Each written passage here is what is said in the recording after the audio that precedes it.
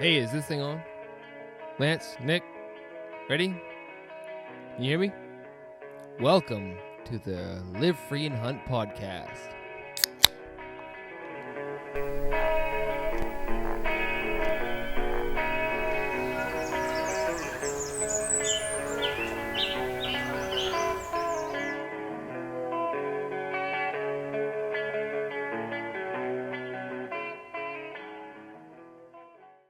Alrighty, Live Free and Hunt podcast, episode 23. We had Ross Roberge, Brett Joy, and Chris Dame in, and it was a late podcast. I think we started at 9 o'clock and didn't get done till, I don't know, somewhere around 10. And they didn't get out of here till late. They all had long drives, so it was a late night to say the least, but we had a blast. We got into some, filming stories. We got into some hunting stories, and it was all around good time. Here we go.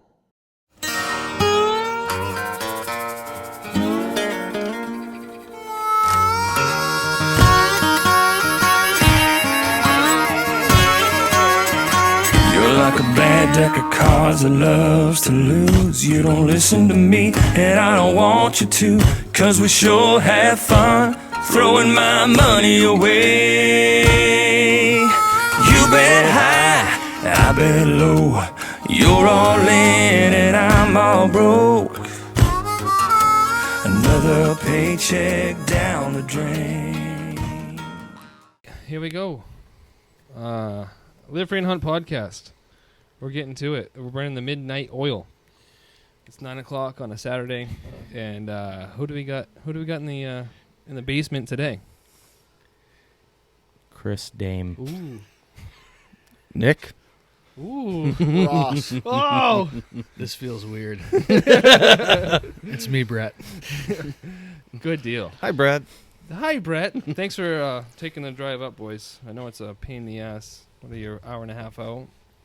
Wasn't Yeah. that bad. Yeah, that's an hour and a half is No. we drive minimal. to Ohio overnight. So. Yeah. Ah, there you go. An hour and a half is just fine by us. Perfect. I appreciate you guys coming up.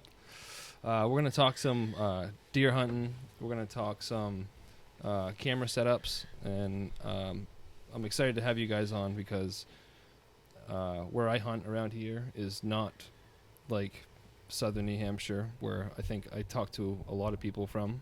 So deer strategy,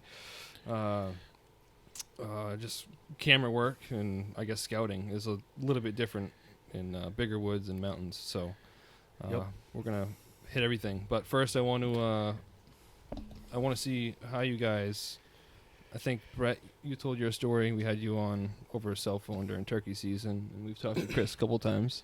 Yeah, I didn't really get to talk, but All right, yeah. Okay. All right, so Just like Chris talk. Chris doesn't get to be in front of the camera.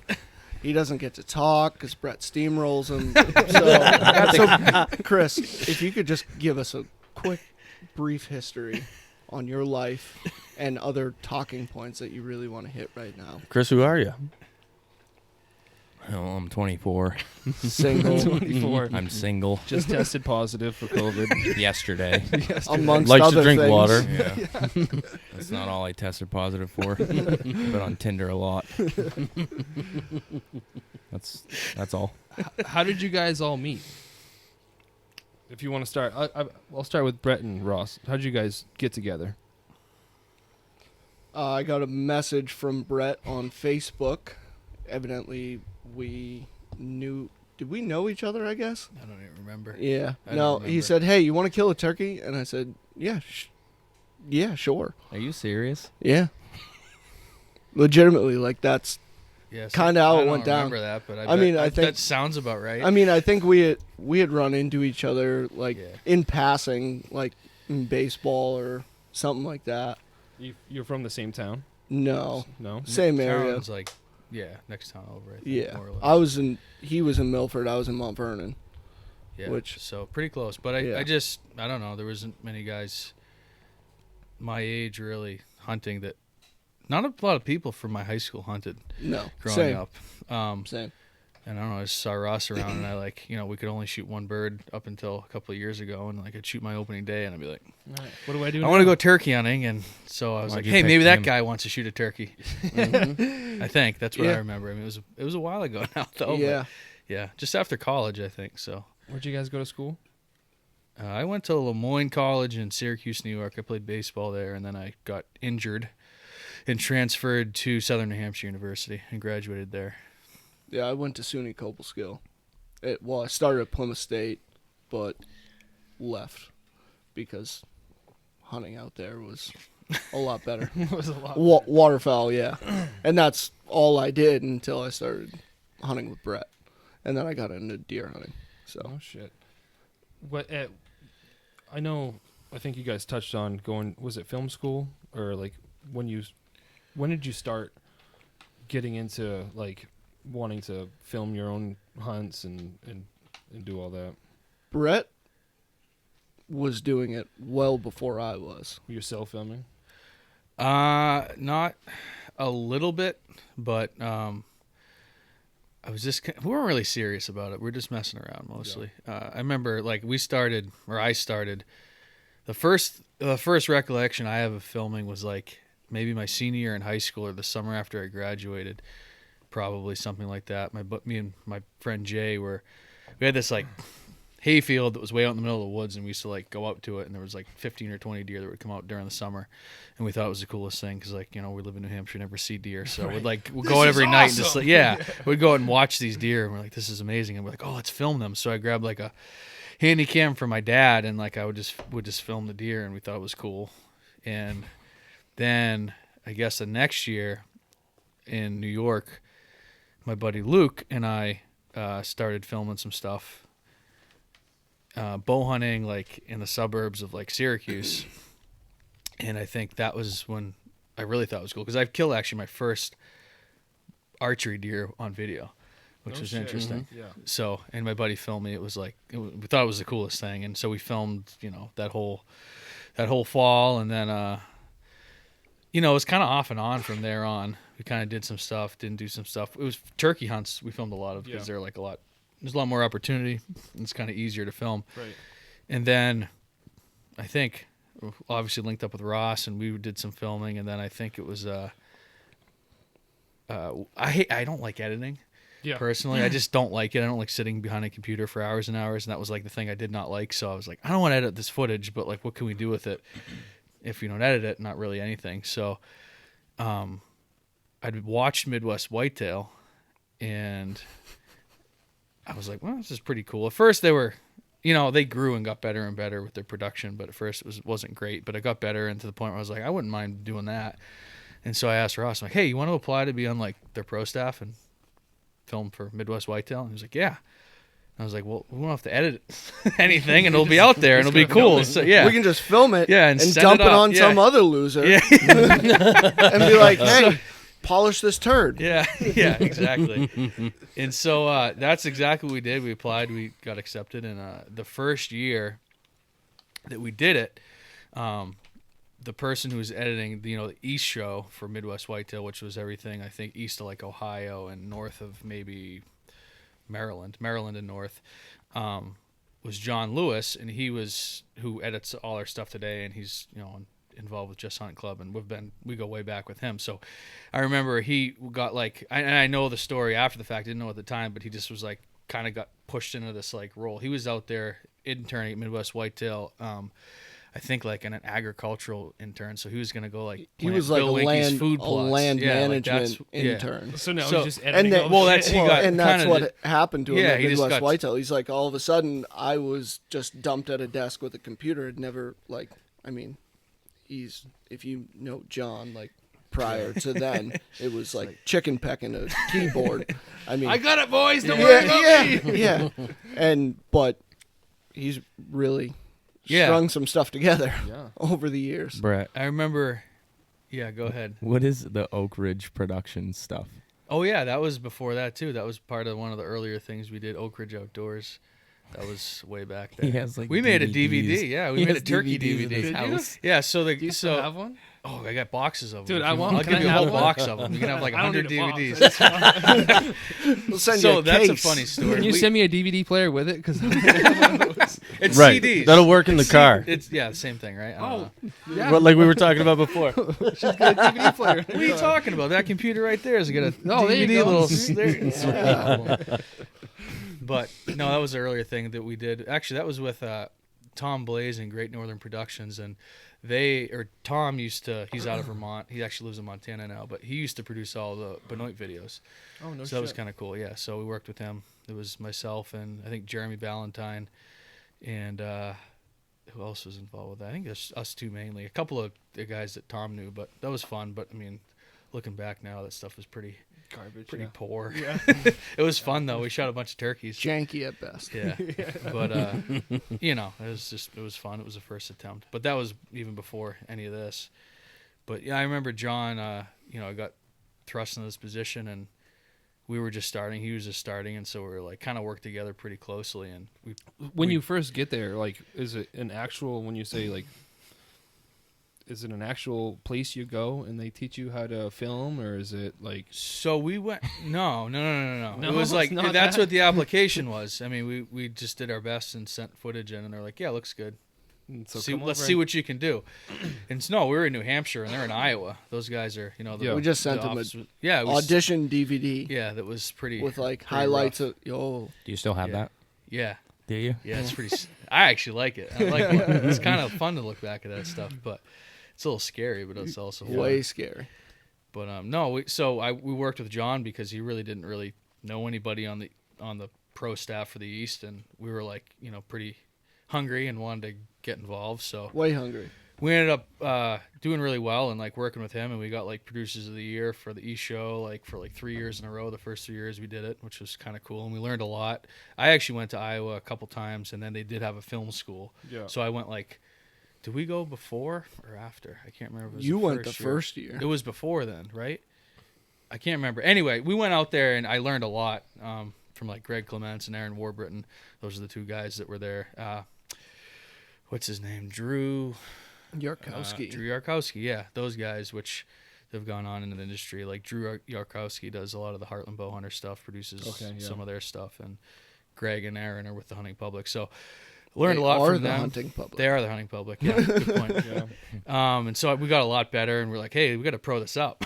Right. Yeah. So we kind of did, and we got pretty good at it, and like really took it seriously, and enjoyed the challenge, the added challenge on top of just deer hunting and filming, and kind of bounced around and a little bit from there, and then finally, always had worked with John for the most part, and now we're kind of doing like a the year or YouTube two thing. off in between. Yeah, a few, but I mean, we always kept in touch. And Yeah. did I feel like you guys have bunch your of pro backs guys. against the wall, like in New Hampshire. Like, if you're gonna film in the Northeast and try to get as many shots and as many deer as people are in the Midwest getting, people. I mean, No, getting but deer on it's video. good because people want to see it. No one can do it. Well, that's my feeling about it.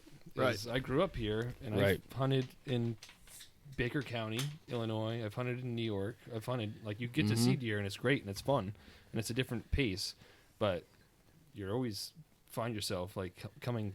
This back is to home. New Hampshire and not seeing deer for 3 weeks at a time. I'm like, this is awesome. I love Right. it. Yeah. Or the deer a day, Yeah. like Yeah, if that. You Yeah. see- This be year good, was you know. crazy. Yeah. We saw a lot of deer this year.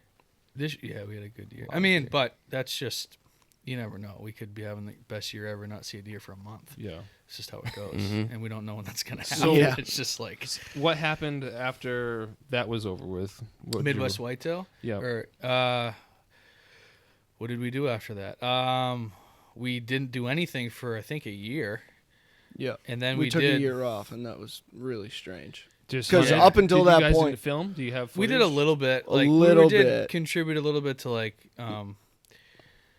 In Pursuit 365. They were trying to do something, and we did a little bit with them. That's Jeremy Ballantyne's. I don't know if they're doing much anymore, but they used to do a lot. And then what did we do after that? That was 2016. 2017, we worked with the Whitetail Factor. So my good buddy Joe Bozing in Kentucky, who we met through Midwest Whitetail. He was also on the East Pro staff. He started his own little thing, and actually it didn't do bad. He just kind of got sick of all the BS involved with it because there is actually a lot of behind-the-scenes stuff that's just... I know. Well, that, you don't want to deal with it. That was my next question. A lot. There's so much, like, you guys got projects going, and you do this one this year, and everybody thinks, like, you're just going to roll into do it again, and there's going to be again. Yeah. Like, how... I know, like, so Justhuntclub, that's a thing, and I'm so confused about, like, I know there's other channels like that, or, like... How does it all go down in the industry? I don't know if that. I know that. Well, there's a, generally It's just like this big mess. Yeah, unfortunately, that's so true. And like, I just don't know where. Every once in a while, you kind of like get it all moving in the same direction. Is there for a mother year. company? Like they're not a company, but like there's like this. No, not really. So, there's several different routes you can take. Like for Midwest Whitetail, that was a semi-live route. Obviously, very, I'm going to say, organized for the most part. They're pretty well compared to a lot of stuff. They're really well organized. Yeah. They were real sharp when we worked with them. Bunch of sponsors that you'd know of, obviously, and they produced their own content. Semi-live, it went on their website, and that was the main driver. Everything was like to the website. They got a ton of traffic.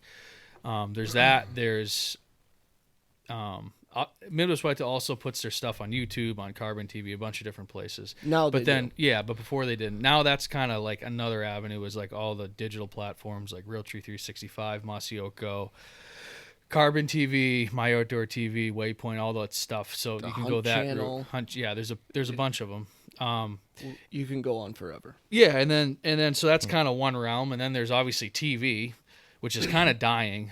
Yeah. It costs like $100,000 to put a series. You got to pay the network $100K to put a series on there, and so for most people, that's like you can't. What are we gonna do? I mean, immediately out of raise $100K and then you have production costs on top of it. So that's not happening. Put your money into whatever channel. Yeah, and then sportsman channel, outdoor channel. That you get enough views or whatever to. Sponsorship.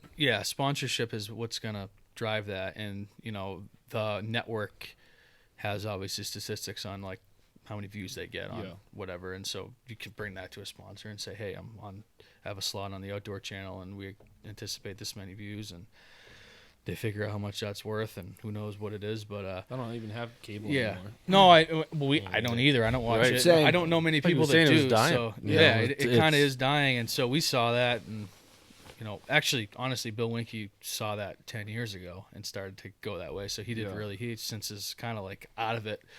But he was kind of the pioneer in the semi-live stuff, but that's in the digital stuff. But that's kind of where it's going. And then there's YouTube, which is like, I think, probably the best place to be right now. And that's why we're there. Yeah. We have 100% creative control of what we do. We post when we want. We post what we want.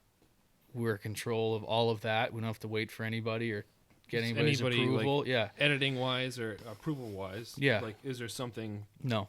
I mean, for YouTube? No, not for YouTube. I'm just saying before this, it was an issue with like, we can't have that, or you did this. Right. Yeah. No. So like the Seabuck series. Yeah. That was a big thing. There was lots of back and forth before, and Can it wasn't you say like what the issue was, or no? Oh, there was not one. There was how many? Dozens. How long do you have? Can I talk about Element? I'm serious. When we saw Seabucks, we were talking about this earlier. That it's like, it was why like, the fuck? Why didn't that just roll into the next year? Yeah, where it's we like were, something that's driven for the Northeast. Well, that's what we hoped would happen. The difference between Seabucks and what we're doing now is budget one, and then just semi-live, current, timely content catered or produced for YouTube versus the highly produced stuff, which we love. Don't get me wrong, we love doing that. It's just a little bit different style. The content is a lot of the same stuff, but it's just a different platform and shot and edited and produced in a different format. But the issue with Seabucks is Realtree just didn't. I don't know if they didn't see the value or it's a tough It was time right now because of COVID. It was COVID's fault. Yeah. No, Yeah. no. No. That's there's- really But I'm no. like, It's the But that's what they. yeah. I mean, yeah. it's just, everybody's saying they're hurting, but the hunting industry and the fishing industry is out of control yeah. during COVID. So I don't know what to say about that. So- I was on calls with those guys and with the high ups at Realtree, and they're like, "We love the series. It's doing great, but we just can't do it this year It doesn't for make whatever any- reason. it I don't know doesn't if make any it's sense. politics or what, but I Right. think there's some Yeah. stuff going on That's what it is. internally there at There's- Realtree too that they're struggling with. But it is what it is. So I'll be honest, like I'm almost glad that it happened because now we No, can you kind of guys- do what we want. Right. And obviously the platform isn't as big, and it's It's- going to take us a while to get back to like that same level of like viewership. But I think what we're doing now is like what we're trying to do with the Just Hunt Club is like produce content that people in the Northeast can relate to, and they can say, "Hey, that's like what I do," rather than like seeing some guy in the Midwest shooting a 180-inch buck over food plot Exactly. over and over Yeah. and over again. Yes. There's another thing that we touched on earlier. We were watching Just Hunt Club, and it was with the guys doing waterfowl hunts. Yeah. And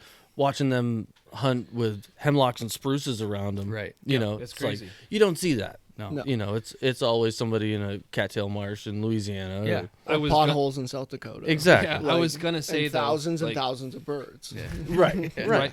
right after like watching sea bucks, like I enjoyed it. I thought it was fucking awesome. But like when, Thank you. when It was. it was like just going through YouTube and like whatever algorithm popped up and it was whatever the next video was, and it was you guys in a tree and you guys are bullshitting and joking and like you show up to his house and you guys are giving each other shit, and I'm like, this is a little bit different than Yeah. what it was. And I was like, Yeah. it's something's different.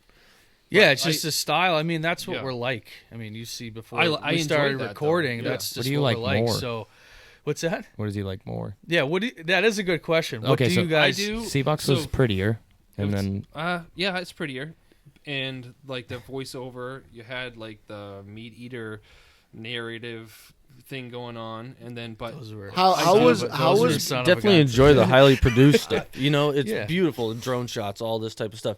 But then Just Hunt Club, like watching you guys hunt over a tote road, and there's a giant glacier boulder there. Yeah. Yeah. And seeing you guys in your real element, like that's but what we do. messing around in the truck, doing whatever. You guys are going to South Dakota, giving each other shit about driving, hitting the rumble strip, whatever. If, never if happened. you have never ridden in a truck with Brett, you have not lived. He likes have everybody not- to be awake. You don't know fear. If you have not ridden in the truck with you better Brett. get like 3 fucking seatbelts. And a really good life insurance policy if you're married or own anything. But did you die? Not That's yet. the real question. We've come close.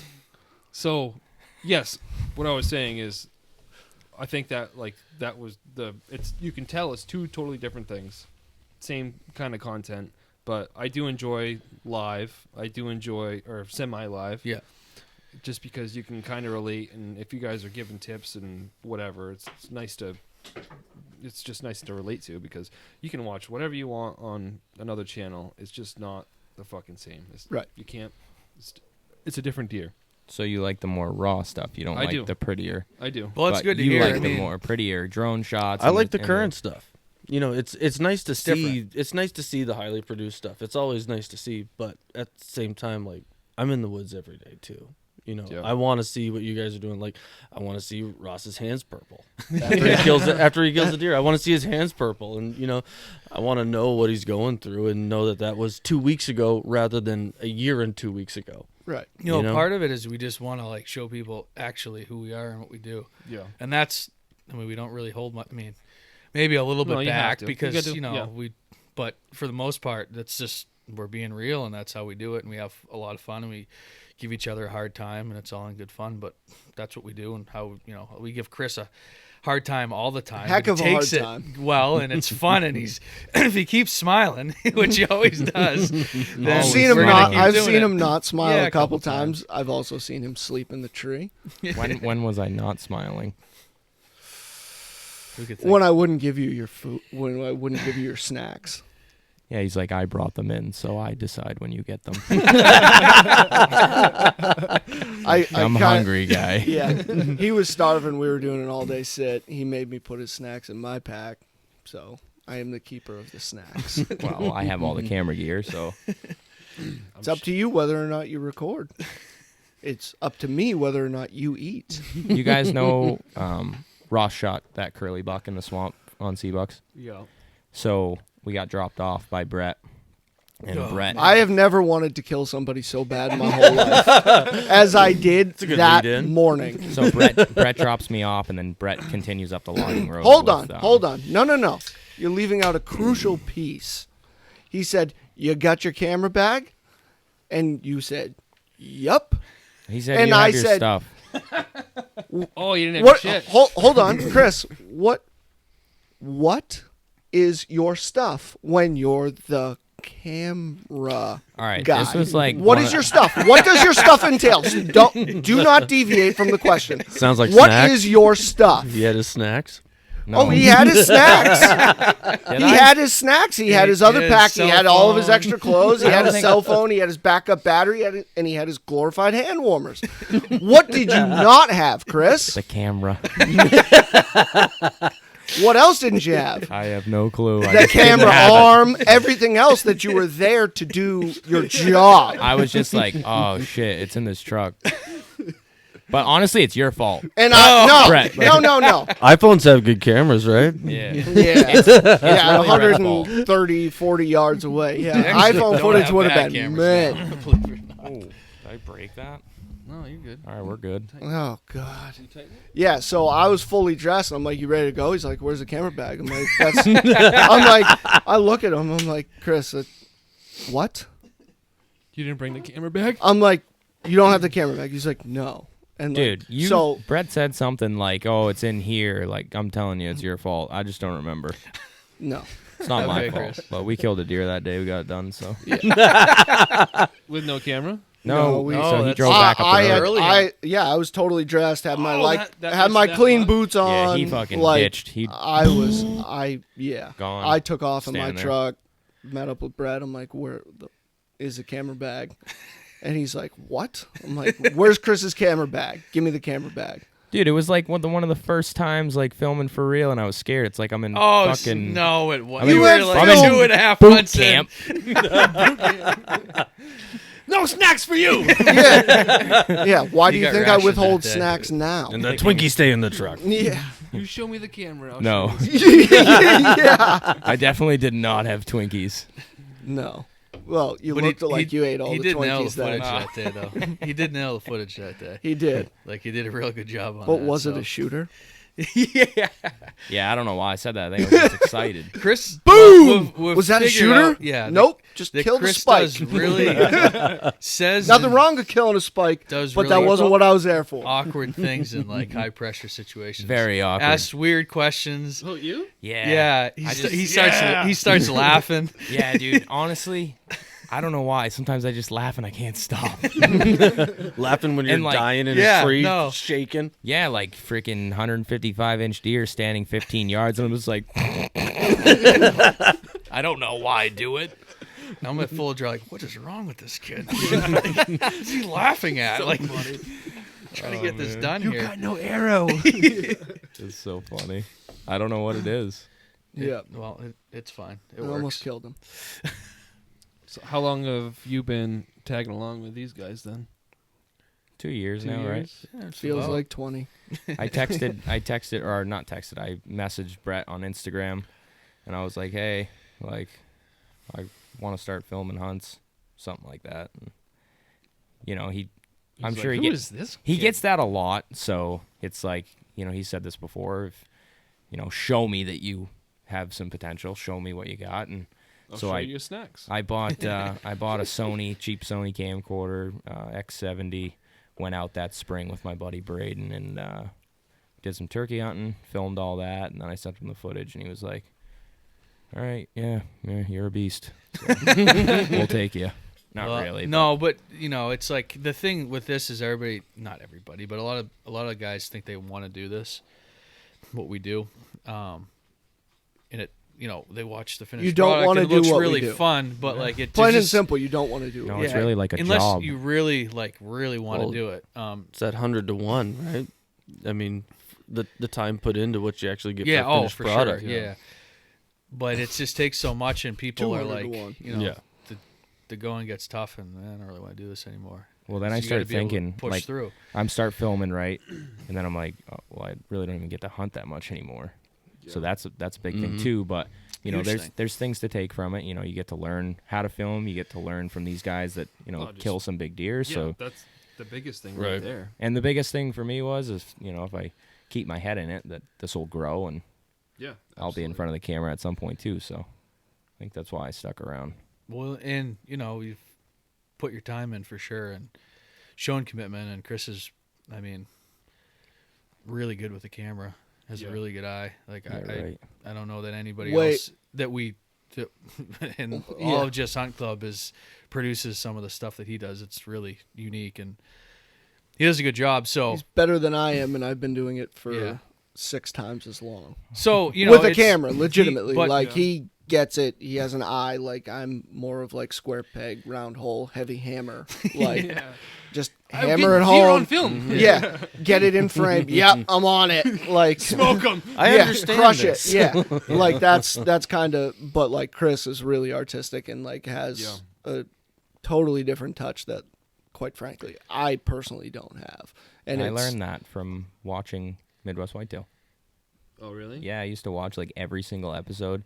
I've watched him kill Dennis in Ohio or Iowa. I don't know, 127 times. Well, Ross filmed that, so it came Yeah. full circle. But stuff I watched. I did all their okay back stuff. then. I watched all their stuff and I just kind of paid attention. And I always had in my head like, hey, like I'd really like to do this, but it just didn't come around until I messaged Brett. well, you have to want it. Yeah. Like that's the big thing. And a lot of guys want to you- do it for different reasons, but like Chris actually likes to produce really cool footage and content.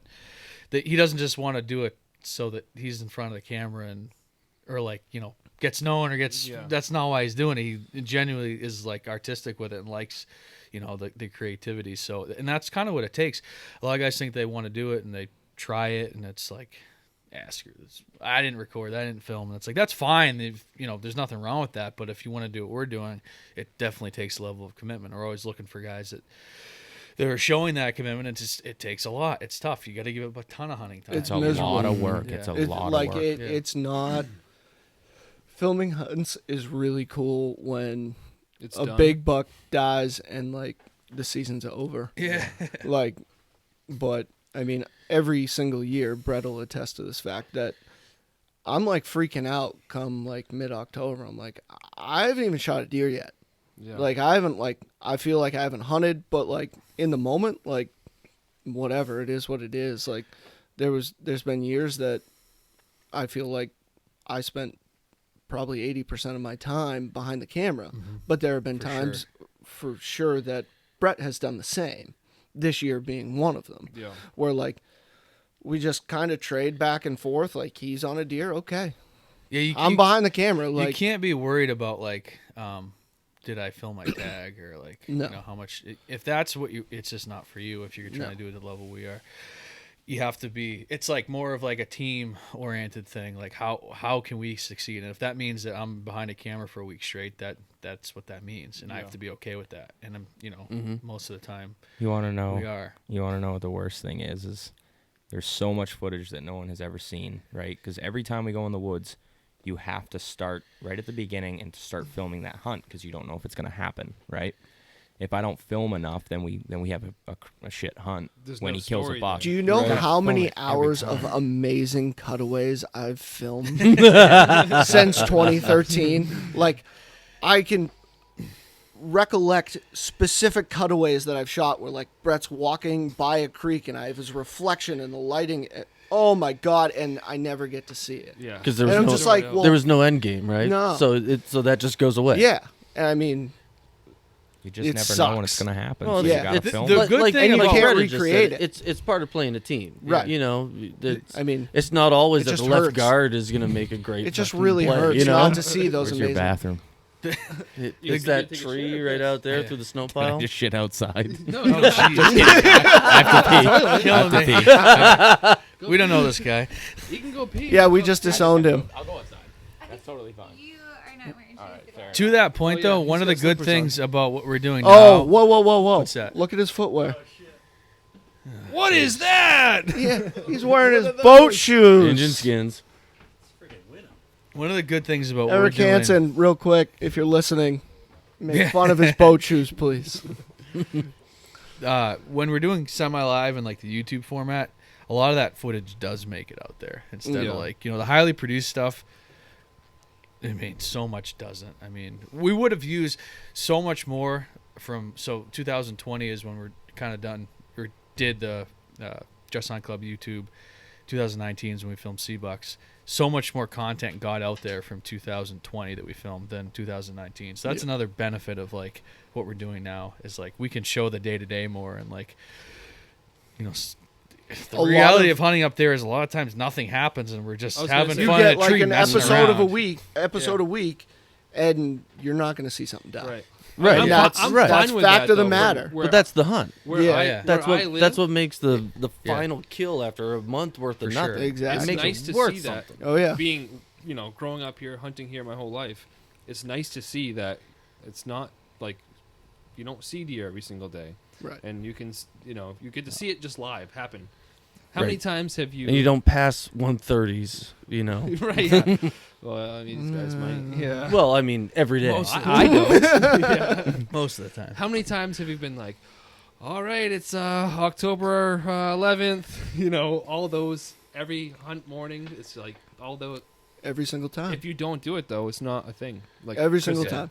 Yeah. You think. Every day's the day. If you're in the woods, And you you have to can treat it like it's you the day. can see it in like the hunt I killed topsider in this year. Like Yeah. I was just like You're I burnt out. don't You're know fucking- what else yeah. to tell you. You're burnt out right now. Yeah. Mhm. Like it's cold, we're deer hunting.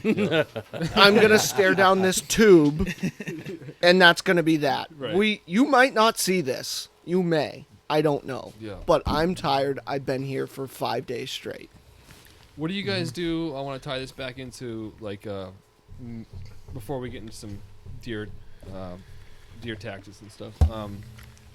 Manage time with family and manage time with work and manage time with to put it all together. Obviously, you want to pick a week probably during the rut in November sometime. And you guys are going to Dakotas or Ohio and New York. That's one of the biggest challenges for sure. I mean, there's no doubt. There's so many, it's a balancing act. And I struggle with it for sure. Everybody does, I think. And it's like we're spending more time doing this than we probably should. Balancing work, family life, this. It's a challenge. You just have to kind of get a feel for it. And, we've been doing it long enough that we can figure it out pretty well. One of the things that I think we've done really well with over the years is like identifying the times we like. I always look at something like, hey, should we go do this in the woods? And it's like, what's the benefit of that? Do we need to do it now?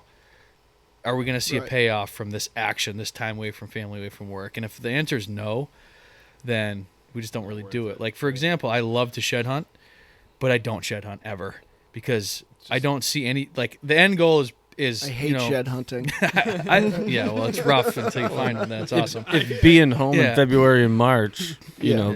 gets you a week in October or Right. a week in November. Right, and I love to shed hunt and find antlers, but like I don't see, for the way we hunt, there's really no benefit to us. There's no, payoff for shed hunting. In 2019, it was slow in October. We went and filmed for Seabucks. Both your families, we went to the Yeah. fair. Right. I mean, that's Right. kind of the stuff that we Went to do is Lansing like Farm spend Day. time with family if we can, or get stuff taken care of around the house. Get stuff done at work. We have to manage our time and identify the times when it's actually worth our while to be in the woods. And that's a huge one. And we've got pretty darn good at it, I would say. And it's, People think we hunt all the time. We really don't. We just We like pick our barely spots hunt. and hunt effectively. That's a big It's- thing. I mean, and it I shouldn't sucks. say we hunt a lot, but not as much as people. It probably looks like we hunt. right. It sucks Right. Well, too you're because filming. like You're filming your hunts too. Right. So I mean, people are going to see that you're filming your hunts. Yeah. They're going to think that you're out there more Right. than you are. If you're successful at filming your hunts, you're going to get that Right. that vision, that appearance. It's the hardest part too is I really like hunting, and Oh, I really like being in the woods. Like, I don't really care if it. I mean, it sucks when it's 80, but like, I don't know. It's just like I feel like I'm wasting my hunting season by not being in the woods or like sitting in a tree. Well, you get that But, 90 like, days. Right. That's it. And so, I mean, God bless my wife. She's an amazing woman, as is Brett's wife. Like, they tolerate us, and they still talk to us. So, Yeah. thank Last I you. checked. I know that yeah. juggling act. I guided waterfowl for Yeah, 17 years. it's you know, tough. It's a tough thing to be away from And- home, kids, wife. Exactly. So, like, we've gotten okay. We can tell when our wives are pissed. Yeah. We've gotten, we've pushed it And you- to that point where we're like, oh, okay, now you're mad. Right. And you know what Sorry, level I of love you. chocolates and roses Yeah. will bring it back. No, it's like take a day off or two and not Yeah. go be out there checking cameras and all that happy stuff. Luckily, Chris doesn't have anything like that. What are you talking about? I have more children than the both of you combined. He just doesn't know Somewhere. Yeah. I am me and myself, and Are that you is shooting it. your shot? Hmm? Are you shooting your shot to All the women listening. all the hot chicks that listen to this podcast? Underscore camera man. Oh me no, up. underscore camera underscore man underscore My name is Chris. Christopher Dame. Just look it up. And he And no. I got snack. I got And- plenty. and He Ro- has a hot camera. and Ross has his snacks. And you better be a snack. Oh, already. All right, this just took a twist. What do you want to talk about again? So, Chris, how do you deal with your, like, how's your schedule work? You guys, like, in a group text and be like, all right, we need to be here on this date, this date, this date, and how It's very soon organized. is it? Yeah. And like, how soon, if you're dealing with camera I think work it is. and You doing think it whatever, is? how soon does it? I try to make it organized. I think you do. As soon as Like, if you we get a no, trail cam as picture, soon as we know. then Well, you're yeah, like, that's all right, different. Hey, we got to be here. Well, as soon as I can, I'll text Chris like during the 9 o'clock in the morning if something changes, and I'm like looking at the weather, and I look at the weather every single day during the season, and I look at trail camera pictures. One and I time Look a day. at, oh no, way more than that. Dude, he I was is gonna s- always looking at trail cam pictures. Like, it's crazy. So From like the end of August until what, January, Brett and I talk pretty much all day. yeah, more or less. We are either texting or What are we messaging back. doing? Like, Yeah. like it's like, okay, yep, I think, yep, okay. Looked at the weather, and it's just screenshots back and forth and pictures, and it's like, it's going down. Have you talked to Chris? Yeah, okay, all right. We gotta. Well, we usually figure Who's it out. If filming I who? need to go film Ross, because Brett has something to do, then I'll go film Ross. If Ross has something to do, I'll go film Brett, and they can film each other, so they don't always need me. We're looking for like that fourth guy. We really need that. I think that'd be good. We're working on it. We have a young guy that showed some promise as of late, and we're thinking about, getting him into the mix. So Sweet. That'd be cool. yeah, it'll be helpful, and it's helpful in 2 full teams. yeah, I was gonna, that's the biggest thing is to have two guys hunting at the same time. And I don't even care anymore if like I'm filming and Chris is hunting. That's fine. It's just kind of like who has the best opportunity Brett. at the given time. Listen, No, you know listen. that. A hunch is not worth going to film. Okay. I just know he's gonna be there. Okay. Well, give me proof. Give Okay, me data. I give me do- facts. I do I wanna don't say- believe I don't believe in feelings. Okay. I do want to say, if Brett just freaking listened to me this year, we probably would have killed my target buck on the November 15th.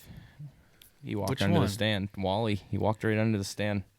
Are you? That's where we November were. 15th? Yes, dude. I was like, Isn't that I want to hunt my Rockcation mountain. week? I don't remember that. Dude, yes, you do. You didn't. Which you, stand? In the funnel. And Near the scrape? yes, dude, he walked Up on the top? right by it. Yeah, we're gonna have to fact check this, guys. Okay, hold Facebook fact check just came through. Hold on a That's second. false. you- False information. Chris, do you hunt around the same area where you grew up still? Like when you That's get the chance? classified. No, because all I'm saying is I think you and Nick might be hunting the same area because he's got a buck named Wally. Yeah. Oh, well, that's a good point. Oh, and he God. lives. It's tattooed on his lower lip. But what if And he lives I had a pretty buck close to named where Wally? you- I'm pretty sure he's right there. Wow. Let me see. Yeah, he did. Did he just lay down? Yeah, he was gonna lay down. He sees the camera and then he walks back down Hold the on, let ridge. me see that real quick. Dude, come on. What stand is that? It's in the funnel. That's not my wall. You weren't even gonna hunt the funnel. Yes, You're we gonna hunt up at the top. No, we weren't. That's not my Wally. way My bigger. Wally's way bigger than that. My Wally's 10 point. That thing's got a double main beam. I saw that. The fact check came back is partially true. Twitter if you don't just remember, deleted his that's account. okay, but Well, I felt the very other confident. the other thing is that time frame for anybody is excellent. Like the 15th to maybe the 22nd, 23rd. So Pay attention. You It's can- not the beginning of November, people. no, we haven't. I mean, that's good too, but no, that's not when we focus on. So that's a good point. So it's kind of like when anybody has a buck they're trying to chase, see. and they're looking to kill him during the rut. Those seem to be the dates, the There's a 15th, lot or of like antlers. 22nd, 23rd. So we're not surprised when we see trail camera pictures like that on those Giant dates. Yeah. I guess is what it comes down to. Right next Well, to my everybody, Kill him. like you said, is house. I thought it was if dead. it's not the first or second week in Already. November, it's like that's the rut, and you'll see it still today. So like, is the rut still going? I'm like, is the rut still going? Yeah. Like, Wait. there's does that go. Are you into talking heat about later. that in October? No, It's well, going to be an no. early rut this year, I thought. Yeah, the moon phase says it's gonna be. It was like, that was in. Hold on, we gotta look at this big deer. Now I want to see it. Well, But 'Cause like, that's the this dead was one. in. what? But like, Again. what is Talking the rut? Nick Looks is blurry, showing but Like us if you're the- hunting Yeah. like I got another immature one. deer, Non-talking. I got another Nick. one Hold that's on. just straight tops. earlier in November. Silent guy in the corner. More mature deer start getting on their feet. I want to. Yeah, Chris just brought up a good point. Actually, I think you messaged either me or Lance, and we were. It might have been the day that Nick shot his buck. His big buck. He's quick to correct us Yeah, from the well, corner. hey. But you were saying that This there one? was. No, I was talking about Corso. Oh, sorry. Bucks, younger bucks, being like whenever the rut lands, if it's an early rut, a late rut, but whatever it is. Not a thing. The younger bucks seem to be moving first before like. Oh, anything. for sure. Yeah, I mean, I didn't yeah, realize- like right I didn't- around September 15th. yeah, could be. Yeah, That's a Yeah. booner. Yeah. I mean Wow. that's how it always goes. The younger deer are It gonna doesn't start matter where to you live. act stupid first, and then the older deer kind of follow. We see that every year. I mean, it's just, one of the big, I think, misconceptions is that the rut is different every year, but it is different if the weather is drastically different. Like it's like Perceived 70, rut. yeah, it's 70 degrees in November. You're not going to see as much activity, but more or less the rut's the same. It plays out the same every year. Ross, What? you've explained this to me before. I think it's a good point to bring up. Why is the rut? Photo period. Okay, That's and it. explain that No. into the spring. Similar thing I've to explained it to you enough. Yeah, but I want you That to I similar think thing to you duck can migration articulate too. I'm not the one that Exactly. needs to know. I photo think- photo period kicks it off. That's it. I spent the rut hunt down in Jersey again this year. Saw rut behavior in 82-degree weather. It doesn't matter. Oh yeah, that doesn't matter. Chasing, grunting. I heard the most craziest snort wheeze I've ever heard. Sounded like a dog barking. Yep. Just right in front of me. You might see more activity on a colder day during the peak of the rut, but if It it's doesn't 80 matter. or so, They're doing it anyway. It's the same time every year. My Whether or not buddies- you're seeing it Mm-hmm. is a different story. My buddy's dad said the cold Where is that- what The weather's an puts those into influencer. asterisk. It's gonna No, pick it up that's a like- Whether another it's notch. during daylight It's hours. old timer. Or way while to, you're on like, stand. Who was I talking You to sit on all Get day? Instagram? that nocturnal About buck the bloody that's gonna pee. maybe show That up. was me. Yeah, it wasn't That's what they blood. do. Yeah. Right. Yeah. We're gonna have to cut Do you this. sit We have all day? 3 different conversations going Yeah. on. Sorry, I know, let's sorry. slow down. Let's get back on track. There's a track? Let's get back to the schedule here. Let's get back to my schedule. All right. So we were talking about photo period. I guess he Talking doesn't about- want to explain it, so I'm going to No. let you explain it. You brought it up. Go ahead, Chris. Yeah, but dude, I'm Come gonna on. say this in like Come the on. dumbest No, no, way. no. All right, here we go. I'm really excited. Yeah. No, All right. no, no. Brett will You- take over. Brett, you No, steamroll just him like- all the time. I want to hear cameraman Chris. Okay. It's pretty What easy. what is the photo period? All right. Well, spring comes. No. well, is- that's what is what could be just- part of it. Photo Let's period is hear the 'em amount out. of light in the day. Yep. Thank you. That's Okay. what it is. But it also has to do with, in certain areas of the country, spring comes sooner than others. Right. Like, That's the timing of the rut. right. Yes. So they, those does need to be able to have those fawns in weather that's applicable. Yeah. It's favorable for the doe survival. So they Yeah. can't have them too early because it's too cold and there's no. Oh, So- okay. Steamroll. Ross wants me to. This is kind of Steamroll. This is actually what I thought of. I'm trying to give Chris a fair shake. This is kind of when he explained it to me. I was like, oh, that makes sense. When I was seeing turkey pictures in the spring, I noticed that like in Iowa, they already have like full growth. It's wicked green. Like there's all these beautiful colors.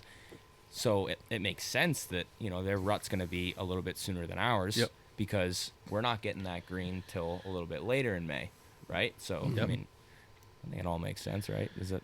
Yeah. So it's just timing of when those does hit the ground. If they hit the ground too early, and it's too cold, and those does and there's not green browse. we get snow well into Right. April. Yeah, here. we get snow in April. They're not going to survive. The nutritional or the high quality browse that you get during green up, which aids in milk production, is not going to be there. Those fawns are going to struggle and be at a deficit. It's just crazy how it all works. If they're born later, then they're going into the winter at a younger age, and they're not going to do as well. So there's a a window that those does need to drop their fawns in order for them to have optimal growth and health and to survive. So the rut timing is based on that. So it could be different in it from northern Maine to New Jersey to Ohio to wherever. There's no debate on that happens at different times, but it happens the same time in each region every year based on the amount of daylight, the Third length of the week day. November. For the Northeast, yeah, for sure. I mean, we did a little study, or I did a little study, and November 19th is the peak breeding in New Hampshire, at least, and I would say that's probably true for most of New England, northern New England for sure. So November 19th, there's plenty of does bred, late October. There's plenty of does bred in November or December, early December, but the peak of it all is November 19th. So if So- you could hunt from November And either side of it, yeah, I would. what to what? Put that What would it 19 be? right in the 15th middle. Depends to on that 20. week. Yeah, Third. put it in the middle. Right. And you're going to be in good shape. And that's when we've seen the most midday, or a lot of you're these gonna sit mature all buck. day. Yeah, Those are the days. for sure. All day, you're maximizing your time in the woods because you can see or get a picture of a mature deer at and this is obviously if you're hunting mature deer. If you don't care, then whatever, just go Then hunt. hunt You deer probably and just hunt enjoy deer it. and have fun. But Right. we're hunting most of the time mature deer, but we'll see plenty of activity from first light to 8 o'clock in the morning. But when we start seeing those bucks on their feet from 9 o'clock in the morning to 3 p.m., it's oh, it's on. And we see that from the 15th to maybe the If we're even getting- 23rd. Are you seeing it on camera? Or are you seeing it just Both, in but mostly person? on camera because we how it is around here. You can't see anything. It's Sure. you can Right. see Sure. 30 yards But and you can only be in one to, place. To that point, when your trail cameras go dead that are over scrapes, Yeah. it's on. It's on. Right. Yeah. Because they're just Right. Yeah. They the don't scrapes care go dead about late scrapes. October. If you're oh my God, they shifted. Nope. They're just not hitting Yeah. your They're scrapes. just walking And right we've by it. thought that for a long time, that it was oh my God, all of our bucks left. We have no deer to hunt. Oh my God. And then you go sit in the woods and it's holy crap, they're all here. Yeah. They're just running. And because they don't care. They have one thing on their mind. They don't care about scrapes. I mean, yeah, They'll hit sure, a scrape after if a it's rain, literally in their way. If it's and in they their have to way. walk through it. They're And they're just probably gonna not going to hit it. They're going to just walk right through it. they're going to So put you their got their nose on the picture. licking branch Right. and keep moving. Yeah. I want to tie this back into something I want to ask now, and then I want to tie the scrapes back into it. This is so much time. Starting now, if you were to go in the woods, and we already touched on this, you guys, when we talked about trying to get time from family. This is not the time that you guys spend in the woods. But if you were to go in the woods now, what would be informative to you, and what would you be looking for to, No, this is the best time to get in the woods right now. I don't think it's it is. one of them. I don't. It think depends is. on I the think snow December cover. 15th. It depends on the Why? snow. Oh, right. I after the think season. personally. So before we go, I want to just go through the season. So now, like from here on, we're in what? Where are we? February. Yeah, February early 3rd, February. Rolling to Sixth. spring, and then, Sixth. Yeah. and so on. I think it has to do with where you're at, like with your pursuit of deer, a deer. And is it a new area? Do you know the area? Last year, this time of year was very different for me than this year. Last year, I didn't have any bucks that I was excited to hunt this year, so I was looking for new areas, and I was covering crazy ground, walking new areas. This year, we have we have a handful of bucks that are at the age and of the size that we're really excited about, and we already have enough information on them based on previous years that now it's kind of like just kind of get ready to figure those deer out. So it's like micro scouting within the area we already know, tweaking, fine tuning our setups, just doing that type of stuff. That's what we're doing right now. But if we weren't in that situation, would be just I think I must have walked 100 miles last winter trying to find new spots and scout. So it really depends. I will say where we're at, there's a lot of snow. That makes things really tough. It makes the deer sign kind of irrelevant. That you see the current deer sign irrelevant, like tracks in the snow. Tracks in the ground. Yeah, that stuff whatever. is. I mean, If you're looking for rubs, If though, you're like, oh, they're bedding here. yeah, that's Yeah, not right. gonna Because or they're in they're winter feeding. yard. Yeah, it's just a different Right. different dynamic. I'll tell you, last weekend we were in the woods a fair amount. I walked. What did we walk on Saturday? 4 or 5 miles. Probably 5, 6. 5 miles, and then I walked almost 10 miles on Saturday in areas that we hunted in October and November and had excellent action, and I didn't cut a single deer track. And I walked almost 10 miles in the areas that we hunted.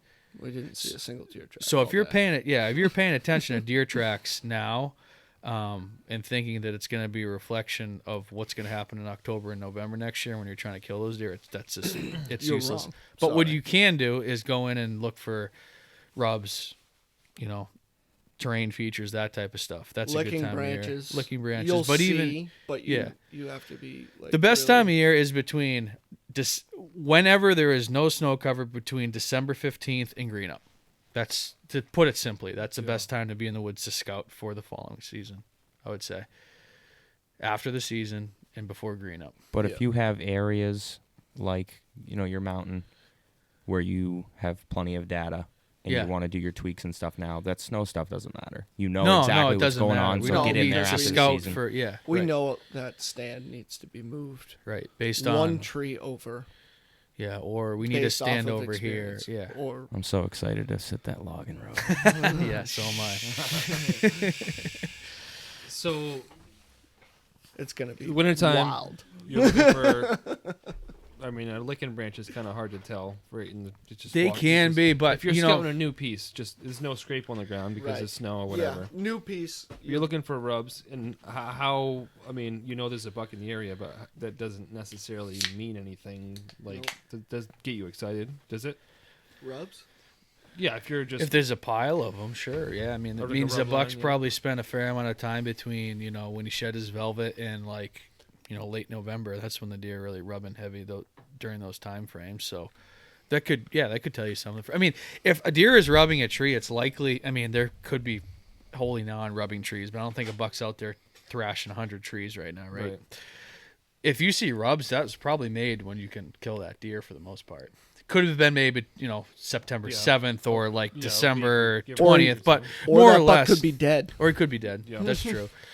But more or less, that's going to be a good time or So going to be a negative. good spot to check out at least next year. It could be junk or it could be good. And that's the thing that I think a lot of people, there's no secret to this.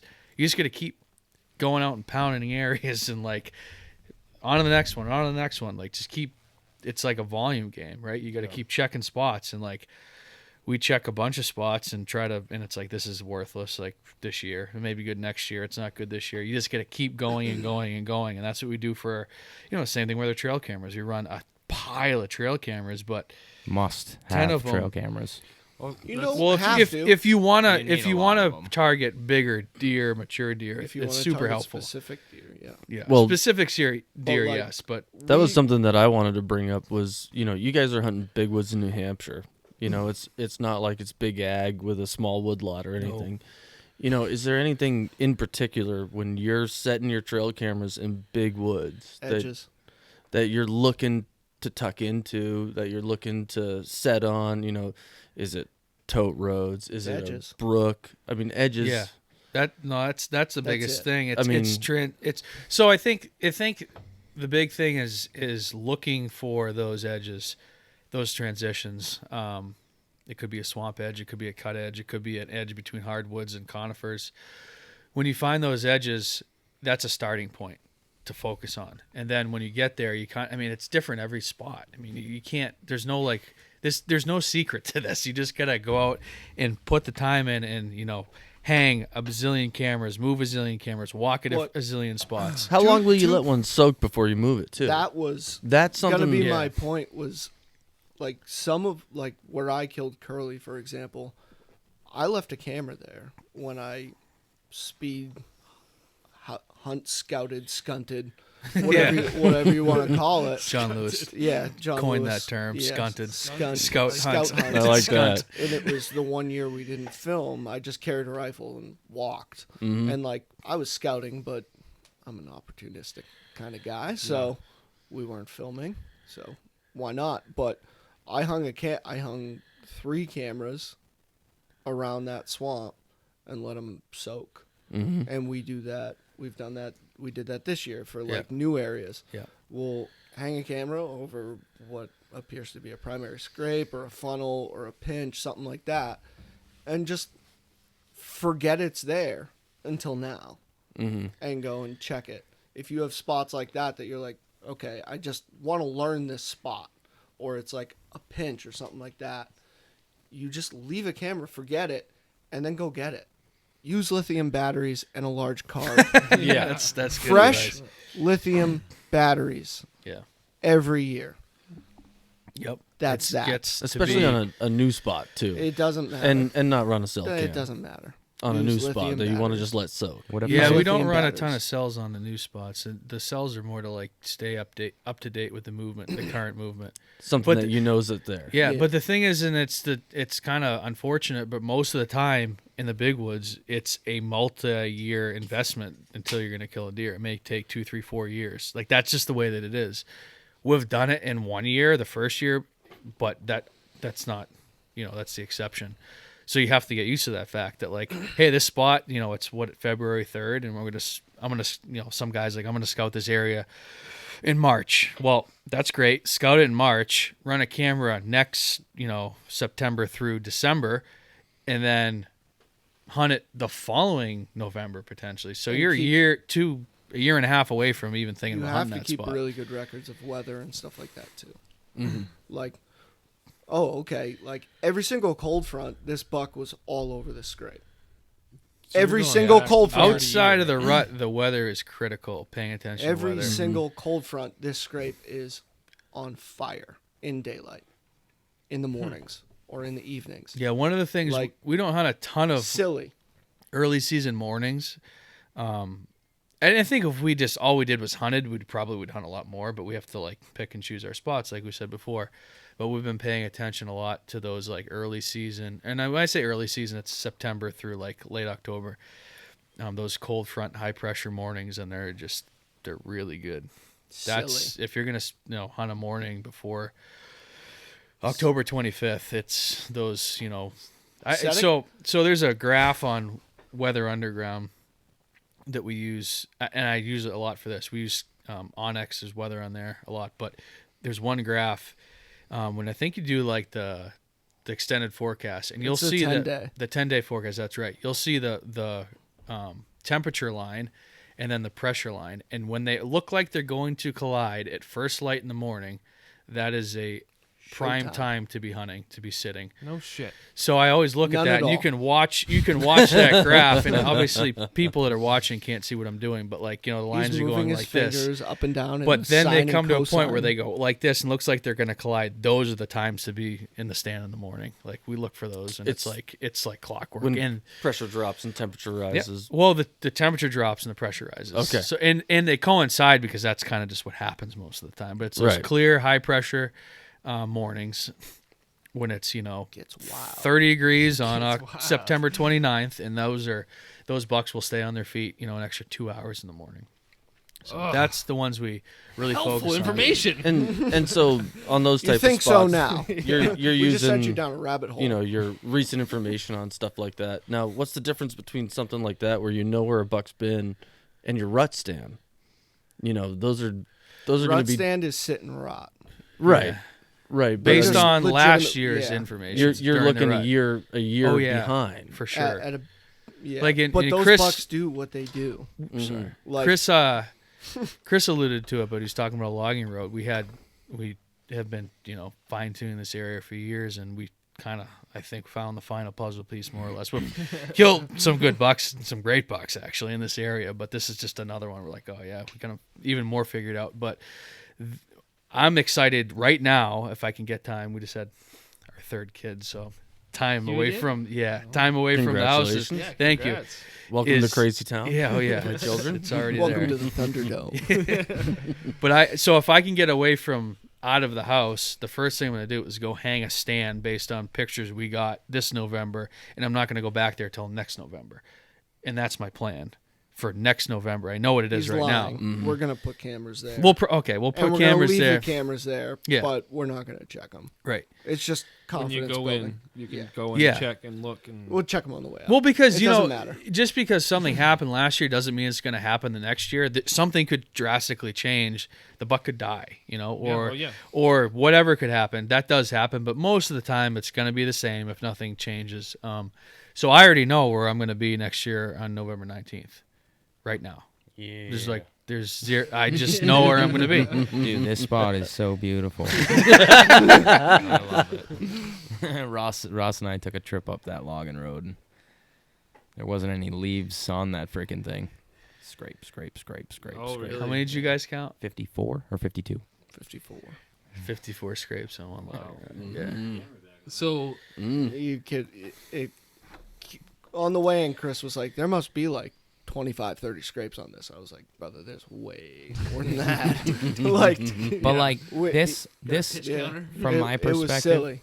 from my perspective, they wouldn't be able to put these puzzle pieces together. This is years of info of this. Like this is, you know, like where this logging road is just above the crossing. They got a bunch of cameras on that logging road, data of those bucks coming across. There's a cut there. You know, they have, you know, this particular buck that he's going to target this year, Chip. You know, he's Yeah, running Brett's going for Chip. I'm he's going for you Rona. know running this trail. It's coming up settled. through the crossing, up to this logging road. Like it's like so many, like they have a ton of cameras in there. Like it's taken years to do this. You don't do this in one season. You don't. No, was- it's but just that's build what on I build. can I roll. I want to roll into this real quick. So we covered the winter, the spring. We covered scouting a little bit. When you find you throw, it looks like a good spot. You throw a camera up and you see something that you like. At what point do you like? This is a nice buck. So like, camera configuration, trying to follow him, what he's doing, where he's living, and then so everything switches. You have like spring, summer, and you have all summer long. I can have nice velvet buck pictures, and then you have maybe a week or two into bow season, and all that shit changes. Yep. So how do you, either follow or figure out a target buck? Because it's going to be different. Well, a lot of bucks. So I don't know the percentage, but the more I run cameras, and this is a huge point that I think people miss. If you're running it's fine if you are, but if you're running 5 to 10 cameras in an area, you really are not. You're missing a lot. So You're you could missing think a lot if you're running 40. we're missing You're a only ton. you're only catching less than Yeah. 1% of movement. So if you think a a buck has, he's gone, he's not around anymore. I had him in velvet, he's completely gone. I would say more often than not, he's not. He's there somewhere pretty close. You just aren't doing a good enough job, maybe because you don't have the time, maybe because you don't have the resources, which is totally understandable. Yeah. We run into that too, but you're probably not doing a good enough job of like finding that buck and where he is. We've found that a lot of these bucks really aren't shifting that far and moving that far away from their summer ranges. There's definitely a shift for sure, but they're probably closer than you think. That's what we've been finding. Do you remember me saying this to you? I don't know. Okay, clearly you don't remember anything. No, I really don't. We Fair don't enough. listen when you Carry Yeah, on. no, but a lot of these deer, but some shift. We have a prime example of this one buck we call Topher. He shifts 2 to 3 miles. We have his picture in the I summer. think it's more like 4 or 5. Well, but it's a long ways, but we get his picture in the summer into October. Then he leaves and he goes and he shows up in another spot we hunt. So that definitely for happens. the rut. Right. But he makes it's a rut shift. Yep, and he's gone, and he doesn't come back to that spot, or at least he didn't this year. So every buck is different is the number one thing, but I think that a lot of these deer don't really shift that much. There's slight shifts, and you just are slow to realize it and to react and to shift cameras. So that's how we hunt is we run a lot of cameras because we're targeting particular bucks. We're trying to learn about their personalities, about what they do. But So that's the big thing is in doing so, we learn a lot about other deer. Sure, yeah. Incidentally, we Yeah. find and learn about other deer.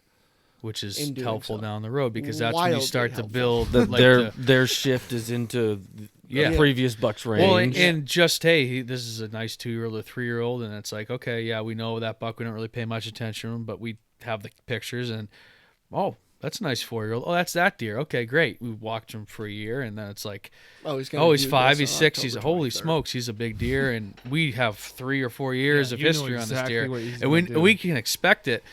But that took 3 or 4 years to get to the point where we know what this year's deer is going to do more or less. We don't have them like we can't go out and kill them any day we want, but we have a good plan to hunt them. So that's the thing. It just is a multi-year thing. A lot of these bucks, and I think from summer to fall, some of them have huge shifts. Don't get me wrong, but a lot of these bucks don't, and that's one thing to realize. You may be like, okay, I'm getting this picture In around that this. velvet shift specifically. Well, yeah, and some have like a shift right when they they shed velvet. Some have a shift like on October 1st. It's like they shift at different times. Every buck is different, so you have to realize that. But if you have a buck you're after, you got him all velvet and he's gone. It's like okay, well I got him around this clear cut, so that was probably maybe he was in there because there's a good summer browse. But there's a swamp a mile to the north. There's whatever to the like. You start to kind of like bridge out and okay, I'm gonna look north because it looks like he may have went north. So go north a mile and run 5 cameras in there for 2 or 3 weeks. Nothing. It's like, oh, he's not there. And it's like, we always like to keep a camera kind of at home base where we had him in case he comes back because they will come back often. Like they'll disappear for a month and hey, they're back. They always come home. Yeah, they come home a lot It's of the like that. time. They really do. Well, this is my biggest issue is I've asked like many of people, and I don't think they don't hunt the same woods that you guys hunt, and I like to hunt. So it's like, oh well, I don't know. There's no answer, but this makes sense. I just need to do a better job of like running more cameras because the exact same thing all summer long. You'd have it down to like a science. They'd come through 2-3 times a week, maybe. How many cameras do you have? Right now, 8, maybe 10. But That's a good point though, I Chris. just started running trail cameras. Yeah. So I mean, not trail cameras, cell cameras. But my biggest thing was like it's all through the summer, and then all of a sudden, like when you said when velvet goes, it's just gone. And so another thing is I had a buck that I was chasing early season. I almost killed him opening night. I haven't got a picture. I had him all summer. I had him last year. I had him the year before. I haven't got a picture of that deer since like October 10th. I don't know where he is. So he just left. He's dead. He could be dead. He could be. He could be. I mean, He's I at the haven't taxidermist. seen that he's been killed. I think I would have heard about it, Who? but like, I don't. Antler. My son named that one. The buck from opening night. You name. filmed. Oh, Yeah. He has antlers. Original. We named him Antler. But like and he's a good buck, but like I don't know where that deer went, and I have no clue. So that does happen. It's not like every single one we want to stay on, we do. It's not the case. We just have like most of the time 5 to 10 different bucks we're monitoring, and out of those 5 to 10 different bucks, we're going to have a handful of them that are we stay on through the whole year and they're predictable. The easiest bucks to kill are the bucks that are what I call like homebody. Not me, but you hear it a lot. Homebody bucks. They stay in the same area in the summer. During October, during the late season, they're more or less in the same area. They may shift around a little bit, but they're going to stay in that same area. Those are the bucks that I like to target. I'm like pumped when I get a buck that I'm like, man, he's burning that area out because I know he's probably going to be there next year. He's going to be predictable, and I have a chance to kill him. The bucks that are shifting, have huge shifts and they're unpredictable. They do different things every year. That's a crapshoot. If you kill them, great, but Jim Bob from 5 miles up the road sitting on a stump has just as good a chance at killing him as you do. So you have to realize, like, you have to be realistic about it. But we try to find those bucks that, for 3 years in a row he's done this. Okay, that's a buck we're going to focus on. And Frank. when you can, Sorry to peel that scab open. Yeah, but that's kind of like what we look for. And sometimes there may be way bigger deer, but they're totally random. We can't figure anything out. And we're going to still try to find those deer, but I mean, we don't have high hopes. It's those homebody bucks that are predictable. They're in the same area. They don't have huge shifts. Those are the ones you're going to kill. If you're going to target a specific buck. In 2018, that deer I killed, that good buck I killed, I killed him like right in that area where I was getting all those summer pictures. He was right there. I'm not saying he didn't leave. He cruised, and he left that area, but he's always in that general location. So it's proof that those deer. He grew up there in the summer. He stayed there in the summer, and he rutted there too. That's proof. Those are the ones you want to focus on. Now, when they leave, bodies. is there something specific you look for? Or are you just are you just like throwing darts at the map, and saying this looks promising. I'm gonna throw darts at the map and maybe we catch him here. Well, you look and you're like, hey, he summered on the south end of this like mountain range. Well, and you look and you're like, hey, that spine, he could get real far north in like an hour if he just ran that spine. So it's like, okay, maybe move 2 miles north on that spine and run some cameras there. Like, hey, if he dropped down in this like bowl a mile to the east in the swamp, he'd get there real quick. Then he may be down there, maybe run some cameras there. But if you do that and he's not there, it's like you can't chase a specific buck over 100,000 acres and 10. It's just it's needle in a haystack at that point. So if he's not right, and it goes back to the same point. If that buck is 2 miles north or a mile east in the bottom, he's the type of buck we're talking about. Right. He's in that area. He hasn't shifted much. But if he isn't and he's gone 6 miles northwest, forget about him. You're not going to kill that buck unless you get lucky. So we kind of just write him off.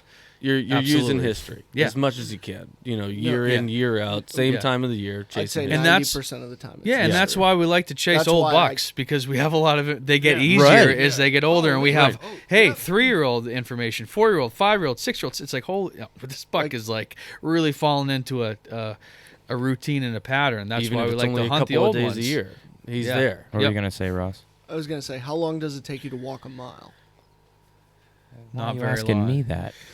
A bear Chris doesn't is have probably legs. slower than 20 minutes. I am not slow, So dude. like No, you're not. You wait till Actually, the you keep season. up. He I'm keeps up. freaking ready to go. Chris used to be shaped like a pear, and he is no longer shaped like a pear. I heard this pear word before. Yeah, what is the pear? Yeah. He has no shoulders and a big waist.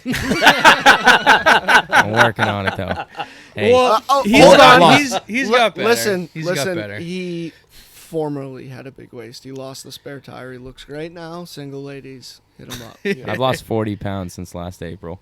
Have you really? Yeah. Well, if 40 you, mostly pounds. if you because torment we him beat hard him. enough, you get That's good the results. opposite of the coronavirus snacks right there. Yeah, we said, listen, If you We're want to gonna be do on a this. team, then you're gonna lose the weight. you got to keep up, brother. No, really though, we were like hiking the mountain. I'm like, fuck this. Dude.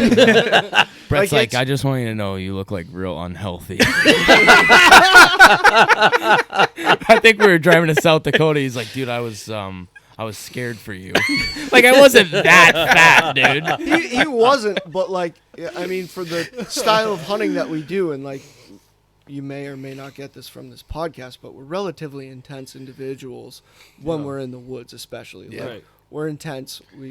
This is what we do. We move and we call shots and we execute it. If we don't, we pull out and regroup and do it again. Like, it's no nonsense. We have a plan, and that's what we do. Yeah. We have a program, and it works sometimes. Which is better than Just gotta no stick to it. times. I Can I- mean, like, it's what it is. Like, that's what we do. So, like, we gave Chris kind of a hard time because he can keep up. We know he can. He just needed to get there, and so that's why we berated him incessantly. Like, let's go. We move. Like, do it. 20 Yeah. pounds of it was because my ex-girlfriend broke up with me. But then I lost another 20 on my own. good. Oh. Hey, about can we time. can we go back? Can we go back real quick? Yeah, go ahead. So like he Never was mind. I'm saying, gonna go pee. those those deer that stay in that summer pattern in that one area, they stay in their home base during the rut. There's also cases like this year, Brett, where I had this buck Wally. I have 3 years of data on him, and in the summers he was in this same area where I killed Innie, which was the buck in 2018. And this year he like disappeared. He's either 7.5 or 8.5 this year. It's kind of a little hard to tell. I couldn't tell if he was 4 or 5 back in 2017. So he's one or the other. But he was telling me what to do. He's like, dude, go put camera. Dude, I ran cameras and I didn't have many cameras. I'm working on getting more. I'm gonna buy 10 more cell cams this spring. But I spread them out and I just couldn't get them figured out. I don't know what happened. Well, that's like back to my point. There's no secret. He did his thing. They, I don't know. They're what he did, though. individuals, and they're gonna. I mean, they could do the same thing for 5 years and then just f off and go like Go that change. happens. That Mm-hmm. happens, and it happens often. sucks, but it's yeah. like we have to try to find the ones that doesn't happen to, right? I mean, that happened to me. It happens to me all the time. Like it's not, but it's like I said, it's a numbers game. It's try to find as many good bucks as you can in as many spots, spend as many time, and then as much time as you can, and then develop stories and history with as many bucks as you can, and then finally one of them's going to come out as like super predictable, and it's Almost like going to a happen. circle. Like it Yeah. just comes around. So I mean, like for example, the buck I'm kind of banking on to hunt in 2021. Chip. He could die this winter. Yeah. Yeah. And then, There goes all and then that all that, I mean, what have we had him since 2008, 17, 18? I don't know. 4 Long years, I time. think. 2, 3, I don't know, whatever. Dude, 4 don't years. say that. No, but he could. Well, Yeah, but if he was- does, I'm he was quitting. 3 when Topside was 2. Mm. He's Okay, a year older so than Topsider. he's, yeah, whatever. Hey, He's- can you knock on wood and Yeah, you? for you all.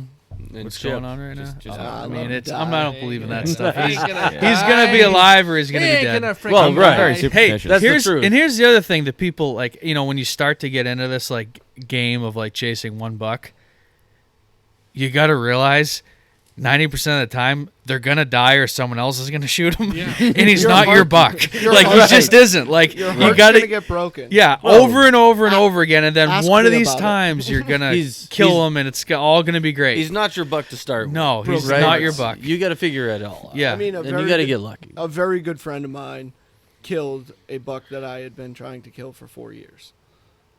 Ooh. His Did you fight him? first buck that he No, ever put killed, him in that spot. and I put him in that spot, and I knew there was a chance he could kill that buck. Yeah. It's not my deer.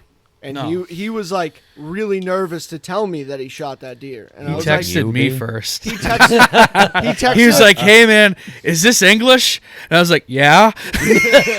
He's like, "Oh man." He's like, "Whoa, I don't know."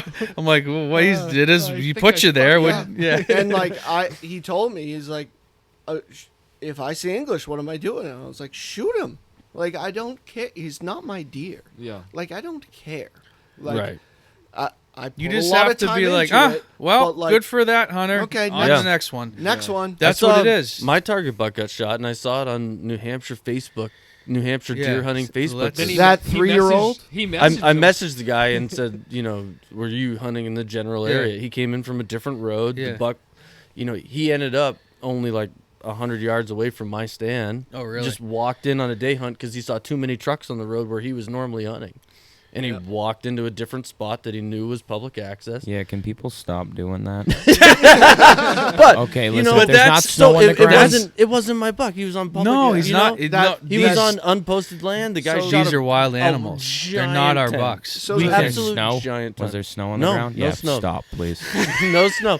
So- And he shot it within 100 yards of my stand. You know, that Good for 3-year-old that guy. that I passed in sea bucks that was really far nice buck. larger than Curly was. The day before I passed him, he was like 130-inch 9. He's dead. I saw him dead on like a week and a half later. Like whatever. Yeah. He 100% would have been dead had I Hold shot on. him. I don't really care. had your chance. I'm gotta sure cut that that. out. Time out. You gotta cut that out. Yeah, you gotta cut Okay. that one out. We'll explain later. Yeah. Okay. Start it over. Lance. No, I just spiked the audio. No, it was We'll good though. find That was a good point. Yeah, Just back so- up. Just leave that part out. Saw it So- on social media. There you go. So I saw on social media that buck was dead, and like, whatever. It's not my deer, and I can promise you he would have been dead had I shot him, but he never would have had a chance had I not. That's the risk you take. I don't know. It's- Yeah, well, I mean, that's the thing. I mean, you Whatever. passed a beautiful buck that, like, 99% of hunters in New Hampshire would be pumped to take. I would have been pumped to take him, but Yeah. it wasn't the buck that I was there to kill. Right. I had a vendetta with Curly, and that's that. Like, so, I wanted to kill him. yeah, that's what you did, and it worked out for you, but also worked out for the other hunter that Was there killed a him shooter? a few miles Was that the away. one? Yeah. Curly was the shooter. I think you told me that story. Yeah. Was he was asking you? Is it Yeah. the shooter? And he No, like, no. After I He shot, already shot. Oh, I thought it was like it was is- boom, smoke. and then you said Wasn't he a a shooter. shooter? And I go, that was Oh, Curly. boy. I was like, were you Shut here? up, Chris. The same day he forgot the camera gear. Not saying he wasn't off his game, but We good? We good? Awkward silence. I want to touch on camera configuration. If you find a buck, we kind of touched this on this already. But if you find a buck, you get just a home camera that you set out on an edge. A buck walks by, and you're like, "Oh shit, I like it. Let's go. Let's pursue it." What are your like camera setups other than just throwing them out there in the woods to try to catch? think to see, small and think big.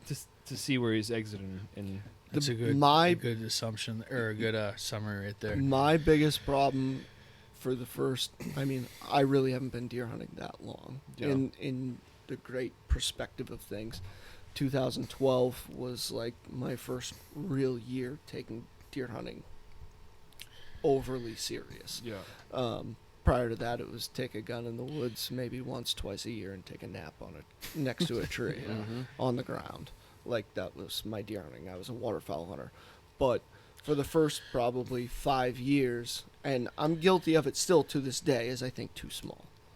So I wind up cornering myself and being like, oh, I got his picture here. I need to blanket. Camera. Yeah, camera. like legitimately, Yeah. like I'll do cameras every. And that's not necessarily a bad it's thing. not a bad thing, But you also have to look big picture. you have to. I mean, a mile, 2 miles. Really? Yeah. 2 miles, like radius, not diameter. Dude, you just need to find yourself a piece where there's nobody. That it's I- so It's hard to not get even- into that it's you don't not- even want to go into it. That's what I And hunt. then That's a start good working point. on it. That's a good point. I mean, that's what I hunt. It's not only that. When you you need get, to like, think big. 80% way there of the way in there, you're like, what am I doing? Like, why am I is doing stupid. this? Then you When- know you've lost most of the guys. And if you Do you think have shooters? I can't get this deer out of here, Yeah, yeah. Leave. keep going. That's why I'm asking questions. You don't. The moment you think to yourself, "How am I going to get this deer out of here?" Yeah. You know. Other guys have stopped. Yeah. Go a little bit further, Keep on going.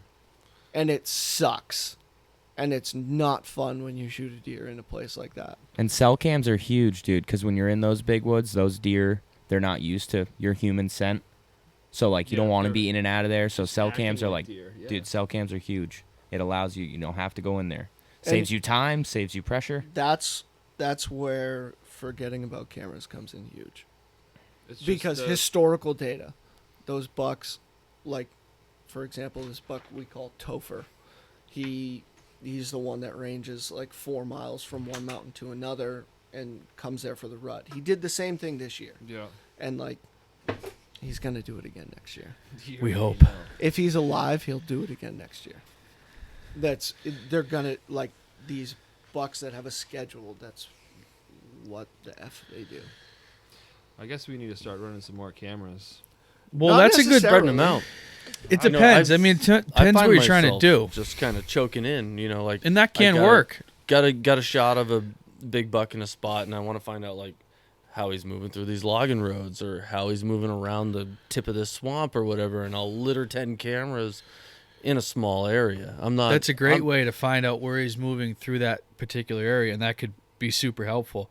But like Ross says, there's that, and then there's like the large scale, and we've started to put the two together a lot lately, and it's just very telling, and it gives you like a comprehensive, like, season-long plan of how to hunt a particular deer. But the number of cameras is really, I think, to put things in perspective, I think Ross and I are running over 70 cameras. Jesus. So that's like, but that's, I just want people to realize that to do what we're doing, that's kind of where we're at. And if we've accumulated them between the two of us over years and years and years, I think. Extensively. What run do a you lot of- think that is as far as like cameras per animal? Like if you're specifically It hunting one depends. deer, are you Super running? depends. Are you Yeah. running like 15 cameras How on bad one do you deer? want that one? Yeah, Sure, right. sure. I mean, Like, if it's like legitimately, that's I know. if it's him or nothing, I'm putting like all 40. the 30 cameras in there. Okay. Yeah, yeah, yeah. I've seen Brett, like, so Brett's a little bit more tunnel vision than I am with that respect. Like, I really like hunting mature deer. I like hunting old, like, gross looking, just whatever. I don't care. Gross. Brett, like Curly, for example, like, he's just a trash 6-point, but he was 6.5 years old. Like, I don't know about trash, but well, was a I mean, nice buck. I know what you Listen, mean. Listen, he's I a mean- 110-inch, 6.5-year-old buck that lived in a swamp his whole life. He was a big deer, and I'm thrilled to kill him. But, like, Brett, when he finds a deer he wants to kill, I've seen him lose his mind to the point of, you're wearing rubber gloves, we're going in the rain. Mm-hmm. I've already pulled 20 cameras out of this area. Like, you're going in clean with cleaner than clean, and we're going to carpet bomb this son of a gun. Yeah. And that's because I'm going to figure him out, and I'm going to kill him. Sure. So that's kind of...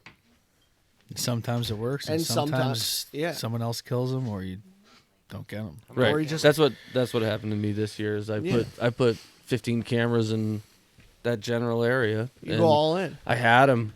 You Well, know, I knew where yeah. he was at. And I not was, that. And I here's was the waiting thing: on weather. it may take Yeah. us 40 or 50 or 20 or whatever cameras to figure it out. That's not to say if you had 5 cameras or 4 cameras, you couldn't figure out the same thing if you put them in that same place. Because realistically, we have 20 or 30 cameras in the woods on a specific buck.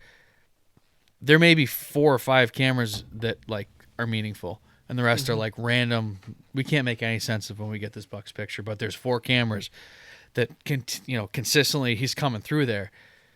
Well, you could put your cameras, your 4 cameras, if you only have 4 in that same area, and achieve the same thing. There's just less of a chance of you doing that unless you know you're really identifying these areas and have a good feel for it. So it's not to discourage people that are running less Save- cameras or aren't running cameras at all. Save your But- pictures of the deer that you get. Deers. Yeah, that was... Cut it out. Yeah. Edit. Slip up. No, but like save those pictures of those insignificant 2-year-olds and 3-year-olds that you're like, whatever. I just, Because 2 years down the line, that buck's going to come back. yeah. And you're going to be like, who the heck are you, man? Right. And Yeah. I have. That I happens got to a- us every year. I got a cool one this Yeah. year. We called him Edward Sixerbuck.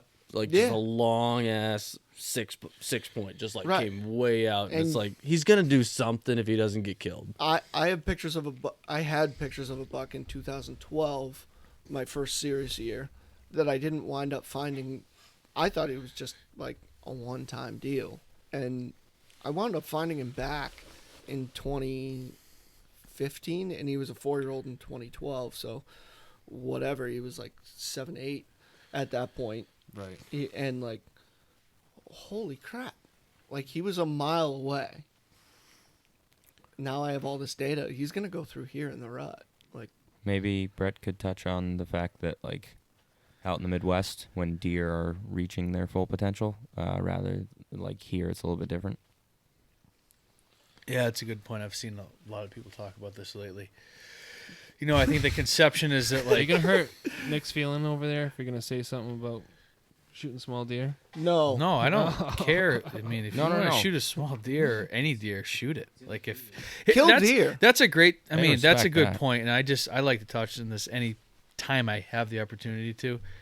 If you just want to kill deer, kill deer. If you just want to kill whatever walks by, kill whatever walks by. If you just want to kill because you like want to eating shoot venison? you like eating venison, whatever, do that. There's nothing wrong with that. Guilty. Listen, Yeah. Very any guilty. chance I get to shoot a doe and I have a tag to do so, I will do it. That's why I hunt I Jersey in love an shooting. unlimited doe zone. Yeah, That's that's great. why we go to Because New York. I And like there's- Jersey. There's Love nothing it. wrong with that. I like Everybody jerky. does this for a different reason, and we all should respect, your fellow hunter's reason for doing it. Whether it's you want to kill the oldest, most giant buck in the woods, or you just want to fill your freezer, or you want to shoot, whatever. Everybody does it for different reasons. So we definitely support any way you want to do it. Like we've all went through that stage, and some people don't go through the same stages. And some people have I'm a weird, I guess, example of like a hunter because my parents didn't I didn't grow up in a hunting family. So Same. like I did it in my own way. Neither. No, I did it in my own way. So like I did. went from like shooting whatever to hunting like the oldest buck in the woods like extremely quickly. It didn't make any sense. Like I've killed like 3 1/2-year-old bucks in my life, and then all of a sudden I was hunting like the oldest buck in the woods. So that's not a normal thing for people. That's not a normal progression. No, it isn't at all. Like that's usually a 15 years. exactly. And Yeah. I've probably killed less deer than you guys have in my life, realistically, because I killed a fair amount of deer like for 2 or 3, 4, 5 years when I first started deer hunting, and then I like Shut it off. shut it This off and is what I started want. hunting old deer. This So like is my goal. I don't have the same experience as other people, You and just like the challenge. I passed him up muzzleloader. the guy in the corner came in with a nice chirp. No, but that's an important thing because we're talking all about this, and this is what we do specifically. But that doesn't mean that that's the way other people should do it or should I have don't to do care it. how you do it. Make- yeah. stomping through the woods. Yeah, do Enjoy it. and do it Be how in you the woods, want. have That's fun. that's the thing. As long as you're enjoying what you're doing and you're happy with your experience and your result, then We enjoy being Great. miserable, yeah, not shooting deer, and then filming it. yeah. And That's what we enjoy the do. challenge. It's just a Like, different thing, and there's nothing wrong with any other way that anybody else does it. And that's It that's an sucks. important point. But I think. But when it comes together, it's so beautiful. But what was your Right. what were you saying, Chris? All that time and effort in. Well, you didn't say anything of what I thought. All you right, were go gonna back because I thought you. say. It has nothing to do we with weren't how listening. young the deer is, Yeah, how yeah. small the deer is. Okay, I'm talking sure. about when a deer reaches its full potential as far as antler growth, not So it's maturity. right, and it's different in the Midwest. We've found versus the Northeast. We've found that in the Midwest, bucks are probably reaching their highest antler score because, for lack of a better way of judging antlers, right, from maybe 5 to 6 years old, and they'll maintain that in the Midwest to probably 7 or 8. But they're going to get there by 5, 6 probably, and even at 4 years old, they're going to be almost right there. Right. In the Northeast, we've found that the burn is slow, and they're growing. It's small increments, so it's like 3-year-old buck is it's like he's a 6-pointer, and it's like 4-year-old he's like he's a 6-pointer again. And 5-year-old, it's Just like, a bigger oh, he's a 6. nice 8. And then 6-year-old, like, well, that's a pretty good 8-pointer. Yeah. 7-year-old, like, damn, that's a big 8. And then it's like 8 years old, he's like, oh, that's a giant 9, you know. And 9 years old, you're like, holy smokes, that's a 160-inch 9-pointer. Where he started at a 100-inch, you know, bucket at 3 years old. And we've seen that consistently. The biggest bucks we see that have been killed in our area and most of the state are consistently 7, 8, 9, 10 years old, without a doubt. They're not reaching that maximum antler growth till they're 7+, and that's of course a general rule, but on average, that's the ages that they're getting to before they're really shown. They're getting like huge, where you're like, oh my, I call them Right. holy S bucks, right? Yeah. Right. It's 7, 8, 9 years old, and one buck in particular I know is. There's a couple of them. The buck Neil Pendleton killed, I think, was 10.5 when he killed him. Yeah. He was in the 190s. One of the biggest deer I've ever seen in my life. He brought him to my place to green score him, and I was like, I told Neil, I'm like, that thing's a How horde. do you like, even do it? Like, I it's was like, got that kickers thing- off everywhere. Thing's a Oh, what? he looked like a horse. Like, his head was this big. It was a huge deer, but he's 10.5 years old, 190 inches, and that deer continued to grow. There was another deer killed near our place that was 10.5, and he was 180 inches, and it was like he just kept growing. So we Was consistently that the see devil that. buck? Yeah. Hey, that dude that killed that 170, Mark. Is it Mark Evans? Mike Yeah. Evans? Mark. Did he Mark send the Evans. teeth in on that deer? I don't know. I didn't much? hear about it. I'm asking if he sent the teeth in. I don't know. I'd be I very haven't- curious to see Yeah, how I, old. I that's would the only way guarantee you that can deer's age deer. 7+. Yeah. Most of the, I mean, Fight me. That was a new It- muzzleloader record, right? yeah, For New Hampshire? typical. Yeah, most of the deer that Giant. are scoring and that are big, and score is tough because you could have an 8-pointer that's 155 inches. He more or less has the same frame as a 10 or 12 pointer that's 170, 180, right? Yeah. So, score is kind of it's a general way to kind of describe their antlers and how big they are, but it doesn't mean much. This is a number, right? But most of these bucks that are huge, like that you see on social media, and you're like, holy shit. yeah, those bucks are 7.5, 8.5, 9.5, probably 8 or 9 years old for the most part. I know of a buck that's scored in the 170s that was killed a year or two ago, and he was 8.5. Like, without, Send your teeth into se- deer yeah, age. send your teeth in if you Do can, not because it's really Look telling. at molar wear, please. Yeah, we've found that just isn't a great way of Please. aging deer, and we're really curious. And if you don't care, Is there a better By way the to do it wear than in having that, the biologist rip He's it out? 11. yes, pull the incisors, which are the two front teeth out, put them in a pack in a little envelope, and you'll Is that Go how on you the pronounce website. that? what? Incisors? Incisors. Oh, I was Yeah. calling them incestors. That's Chris for you. And the other thing here all is, night. the other thing is, if you Oh don't, my if you God. don't care how old your deer is, then seriously got who unplugged. cares? If you don't care how old that deer is, then whatever. That's That's fine, fine but too. Like you don't have to Yeah, care. mol- Like, hey, it's a deer. Who cares? Molar It's- wear is right. an Meat estimate. in my freezer. Yeah, It's yeah, not it's an facts. estimate best. We've done Sorry. a lot of we've kind of compared like Fact-checking. that to the Sentimentalli. So basically, it's really interesting. I think I'm kind of like I like this stuff. Rings but on a tree. other- That's yeah, it. Stop talking. Yeah, sure, sure. They saturate. but they it's they rings on a dissolve tooth. this That's thing what in it is. acid Yeah. until it's like jelly, and then they slice it and they count the rings. And every winter they put another layer of, I guess, I don't know if it's calcium or whatever it is on the Enamel. ring. Enamel, sure. Yeah. Maybe. I don't know. I'm not the guy at the lab, but I Right. think it's really interesting. But it's super accurate at aging deer, and if there is an error or there's inaccuracies, the people at the lab know. They're like, hey, this isn't really a clear sample, and we can tell you we think he's 5, but he could be 4, he could be 6. But a lot of the times the rings are super clear so that they can tell. And I've actually talked with the biologist at the lab a good amount about this because I'm kind of a nerd when it comes to deer biology, in case you haven't noticed.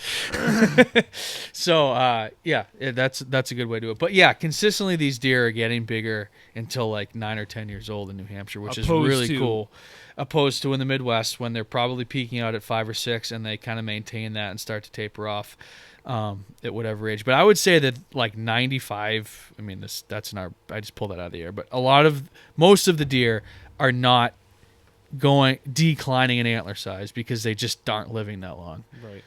I mean, a 10-year-old deer is extremely rare, and I think that's kind of the age, 10, 11, when they start to maybe decline. How old was that buck? Which one? What did we name him? I know of a lot of bucks, Chris. Island. Which one? Island. Oh, yeah. Oh, God. I don't know. At least 10? Yeah. Yeah, we knew of a buck that was at least 10. Dude, he's been there for years. Like, Yeah. I watch him every year. Just from So- camera work? Yes, Observation sure. camera, yeah. But, like, that buck probably started to decline this year, and he was probably 10 or 11. So I'd say 11. yeah, He's so that's been- kind I've of been like what looking at we him. see is, like, past 10 is maybe they start to decline. Yeah. But they're still huge because they get so big, and then the decline is like they're still way bigger At than the they were ver- at at the 4 very years end, old. though. Yeah, yeah. So, but most bucks don't make it that long. Yeah. They don't make it to 12 years old. You know, they get killed or the winter takes them. I think the buck that I killed last year, which was 8.5, would have been lucky to make it through the winter. Because he was in rough shape. He was in really rough shape. Really? It was Yeah. 150 whatever inch deer with a doe body. He said that in the video. Yeah. It looked gross. Like, how are you still Yeah, this alive? thing has a giant, massive rack on his head. But when I walk up on him, the first thing you notice is his body and how depleted he is, and Yeah, like how many like his sagging. hip bones and shoulders and Yeah, spine is yeah. showing. Well, it was the last day Right. of rifle season. Is this the one that And- tracked in the snow? Yeah. Yeah. That deer was running does on the last day of rifle season. We Just ran kept himself to death, or you we- think he was just too old? I've Probably heard Brett both. say that. Probably both. all yeah. of the above. Yeah. And I think Like- some of those deer do that when they get to those older ages. I mean, they just Like, how go old are so you guys? hard. Like 30s? Yeah. Yeah, so like you 31. you In 2 guys days, baby. yeah, like so like you know how your back hurts now when you do something that you did when you were 20? Yeah. Yeah, that's this guy thought he was still 20. Yeah. Chasing Yeah. that tail. He was just getting it. He's just kidding. It was like me We- running around the woods. Yeah. yeah. That dude was on Tinder and then he got shot. Yeah. But really though, like these bucks run themselves to death, especially in the terrain that we hunt them in. Yeah. Like they're going In the snow. We get a lot of snow early. yeah. They're going Mid to late November, and 3,000 definitely foot in in December. elevation, up and down. I feel like we've had a pretty good winter so far for the deer. If you're Yeah, a for sure. snowmobiler, Way you're good. For skier, sure, then yeah. Not very good, but for Yeah. But we don't do those things. yeah, for So- deer, it's so been, forget Gave it. that stuff up. been pretty good. Yeah. We're almost at 2 hours here. Is there anything you guys want to throw in? Any Caldwell bipod Yeah, or that's right. tree pod. That's what I used. That everybody thinks that You have it's a the most hydraulic arm, It's the yeah. most fascinating thing. It's The- not the sold rifle by arm? Caldwell yeah, it's the anymore. rifle arm. It's not sold by Okay. Caldwell. It's not sold by Bog Caldwell. pod, I or don't bog, yeah, bog which- pod. I don't know. Just that's what it is. Google. You have to buy it as one piece now. It comes with the stand. which is fine for like 95% yeah, of people. but if you want Right. extra bases, unfortunately, they're discontinued. Yeah. So but that that's allows what you to I put used. your rifle on the rest. It sits in front of you. It attaches to the base of the stand. It doesn't give Hands free until you want to shoot. Then you have a steady rest, which is really nice if you're shooting over like 60, 70 yards, which a lot of times people aren't around here, right? But if you're hunting a clear cut or a swamp or a power line or maybe a field, probably you. It's not not many field cheating. hunters. It's just Yeah. giving It's me. not cheating. That's what. Yeah, some I mean- people think So- like, oh, that's a hard. Yeah, it's everybody. cheating, and it's Oh, like, you're cheating with a hydraulic arm. Well, no, I'm just doing my due diligence to make an ethical shot Yeah, on an right. animal that I respect Yeah. to the highest point. So, sorry, I'm not sorry. And that's one of the for things my that opinions. Ross and I were puzzled with is like people are sitting in stands where they can shoot 100 yards, but they have to like shoot offhand. And like maybe some people can make that shot every time, but like we're not that can't. good. I, We're well, not. I never. I don't it's shoot not that far. good. No, I mean we need a rest to shoot 100 yards. I so would prefer it because I want Yeah. to make that shot count. I only get one every however many years for the deer that we chase, for the caliber of deer that we chase. Right. With a camera, so I'm gonna make it count. Sorry that. go I'm ahead, not sorry. Chris. You Chris want is- to tell them where Just Hunt Club is going, what we're Yeah. doing? Where can we find you guys? What's YouTube. coming up? YouTube right now. That's the Instagram. Facebook. Instagram. Yeah, you can find us. But go to YouTube, please, and subscribe. That helps us tremendously. It helps us to grow the channel and to continue to produce the content that hopefully you guys like to watch. So YouTube, Justhuntclub. Leave a comment if you want to see something different. Comment. Yeah, tell We us read what them. you think. We do read them, absolutely. We're at the point now, we're still small enough where we can read all the comments and reply if possible. So, yeah, go in there, YouTube, Justhuntclub. Hopefully we have some content that you guys can relate to. And Lots of turkey stuff coming this spring. a ton of turkey stuff. Way too much. Yeah. I was gonna get into turkey, but we're at 2 hours and I can't. Yeah, that's a lot. All right, so end this and I'll talk about turkeys. All right, yeah, that sounds good. Can't wait. Are we good? Anything else? No. All right, fellas. Thank you. Thank you, Thank guys. you. Yeah, baby, when we're together, it's like Vegas times 3. But in the morning, I'll know better. 'Cause you're so bad for me.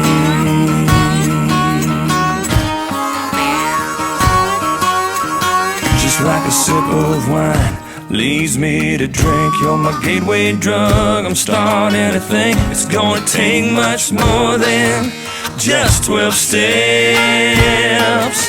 So call Betty Ford, call Dr. Drew, save me a bed, 'cause in a month or two I wanna quit you, girl, just not yet. Yeah, baby, when we're together, you're the only drug I need.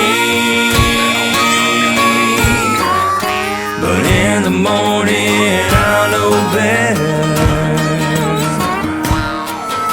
'Cause you're so bad for me. Barreling down the road past these city lights, you got your hands on the wheel, a look in your eye.